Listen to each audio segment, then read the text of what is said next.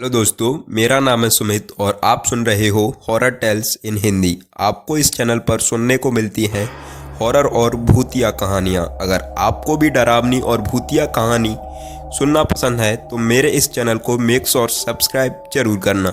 तो चलिए और करते हैं आज की कहानी को शुरू। पर उससे पहले आप अपने कानों में ईयरफोन्स लगाकर इस अंधेरी दुनिया में जाने के लिए तैयार हो जाइए। तो चलिए और चलते हैं। हेलो, मेरा नाम है विक्रम और मैं एक उत्तर प्रदेश के कॉलेज में पढ़ता था जिसका नाम था सनराइज कॉलेज। ये कॉलेज अपने रिकॉर्ड के कारण बहुत ही प्रसिद्ध था और इसमें काफ़ी सारी चीज़ें थी और बहुत सारी सुविधाएं थीं।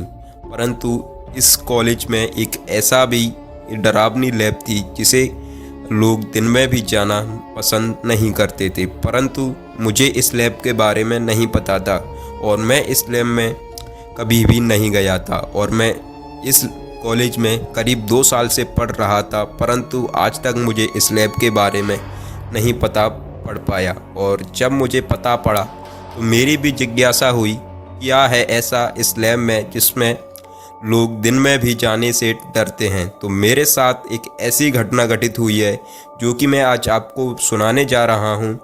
ऐसी घटना घटित हुई है जिसे अगर आज भी मैं सोचता हूँ या आज भी याद करता हूँ तो मेरी रूह कांप जाती है। तो चलिए और आपको पूरी घटना को बताते हैं। वर्ष 2001 में जब कॉलेज के नए सत्र की शुरुआत हुई थी तो एक लड़का था। वो लड़का और कोई नहीं, मैं ही था और मेरा नाम था विक्रम। मैं एक होशियार और जिज्ञासु छात्र था जिसे हमेशा नई नई खोज करने का शौक था। एक दिन मैंने कॉलेज की पुरानी लैब के बारे में सुना। उसे इस जगह के बारे में सुनकर दिलचस्पी हुई और मैंने तय किया कि वहां जाकर देखना चाहिए कि ऐसा क्या है जिससे लोग दिन में भी जाना पसंद नहीं करते। रात का समय था, चारों ओर अंधेरा था और मैं अपने दोस्तों को बताया कि मैं पुरानी लैब में जाने वाला हूँ। मेरे दोस्तों ने मुझे बहुत रोका लेकिन मैंने उनकी एक भी बात नहीं सुनी और मैं अपने साथ एक टॉर्च और कुछ उपकरण उठाकर लैब की ओर चल पड़ा। लैब के पास पहुँचते ही मुझे एक अजीब सी ठंडक महसूस हुई।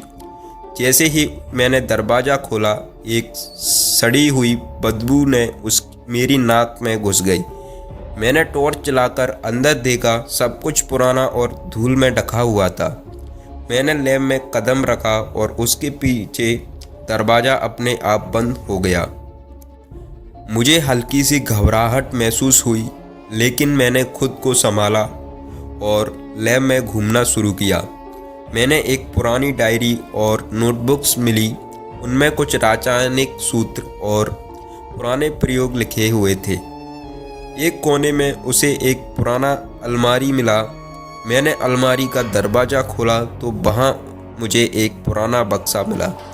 बक्सा खोलते ही मुझे एक फ़ोटो मिला जिसमें एक छात्र अपने दोस्तों के साथ हंसता हुआ दिख रहा था।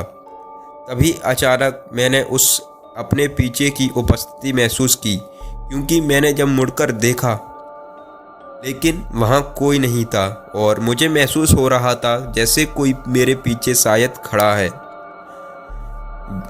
फिर मैंने फ़ोटो देखने लगा लेकिन मेरी धड़कनें इतनी तेज हो चुकी थी, मुझे महसूस हुआ कि जैसे कोई मेरे चारों ओर घूम रहा हो। अचानक फ़ोटो में दिख रहे छात्र के चेहरे पर एक भयानक मुस्कान आई। मैंने तुरंत फ़ोटो फेंका और पीछे हट गया। अभी मुझे लगा कि मेरी पीठ पर किसी ने हाथ रखा है। मैंने मुड़कर देखा लेकिन वहाँ कोई नहीं था। मेरी टॉर्च की रोशनी झपकने लगी और फिर बंद हो गई। मैंने अपने फ़ोन की फ्लैशलाइट चालू करने की कोशिश की लेकिन तब तक बहुत देर हो चुकी थी।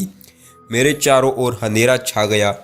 मैं चिल्लाने लगा और चिल्लाने की मैंने बहुत कोशिश की लेकिन मेरी आवाज़ वहाँ से बाहर नहीं जा रही थी। मेरी सांसें तेज हो गईं और मैं अंधेरे में इधर उधर भागने लगा। तभी मैंने किसी के ज़ोर से धक्का देने की आवाज़ सुनी और मैं ज़मीन पर गिर पड़ा। मैंने कानों में एक धीमी सी हंसी गूंजने की आवाज़ सुनाई दी। मैंने देखा एक धुंधली सी आकृति मेरे ओर बढ़ रही थी। वह आकृति धीरे धीरे साफ होने लगी। वह एक 19 साल का लड़का था जिसके चेहरे पर गहरी खरोंचें और खून के निशान थे। उसकी आंखें लाल और गुस्से से भरी हुई थी। मैंने कोशिश की कि वह से उठकर भाग सके, लेकिन मेरे पैर जैसे जम गए थे। वह लड़का विक्रम के पास आया और बोला, तुम्हें यहाँ नहीं आना चाहिए था। अब तुम्हें यहाँ से भागने नहीं दूंगा। मैंने हिम्मत जुटाकर पूछा, तुम कौन हो? वह लड़का हंसते हुए बोला, मैं अंकित हूँ और अब मैं तुम्हारी आत्मा को भी अपने साथ ले जाऊंगा। मैंने देखा कि अंकित की छाया उसके चारों ओर घेरने लगी। मुझे महसूस हुआ कि उसकी सांसें धीमी हो रही हैं और मेरी आंखें बंद होने लगी। तभी अचानक दरवाज़ा खुला और मेरे दोस्त अंदर आए। उन्होंने विक्रम को ज़मीन पर बेहोश पाया और तुरंत मुझे उठाकर बाहर लाए। अगले दिन मैंने अपनी आपबीती सुनाई, लेकिन बहुत लोगों ने मजाक समझा। हालांकि जो वहाँ गए थे उन्होंने खुद भी कुछ अजीब अनुभव किया था। मैंने तय किया कि अब मैं उस पुरानी लैब में कभी नहीं जाऊंगा। मैंने सबको चेतावनी भी दी कि कोई भी उस लैब में मत जाना। मैं अनुभव से कॉलेज में एक बार फिर उस भूतिया लैब की कहानियाँ को जीवित कर दिया। लोग कहते हैं कि अंकित की आत्मा आज भी वहाँ भटकती है और वहाँ जाती है, और जहाँ कोई भी जाता है वह वापस नहीं आता। पर मुझे पता नहीं कि मैं कैसे बच गया था। मैंने देखा था कॉलेज ने आखिरकार उस लैब को हमेशा के लिए बंद कर दिया, लेकिन उसकी कहानियाँ आज भी हर नए छात्र को सुनाई जाती हैं ताकि वे उस जगह से दूर रहें। तो दोस्तों, कैसी लगी आपको कहानी? आई होप आपको अच्छी लगी होगी। तो मेरे इस चैनल को सब्सक्राइब करना। अगर आपके साथ भी कोई पैरानॉर्मलिटी एक्टिविटी हुई है तो आप मेरे इंस्टाग्राम पर अपनी कहानी को शेयर कर सकते हो, एंड मैं आपकी कहानी को भी लोगों को सुनाऊंगा। एंड अगर आपकी कहानी दिलचस्प होती है तो अच्छी बात है। सो थैंक्स, एंड मिलते हैं नेक्स्ट वीडियो में।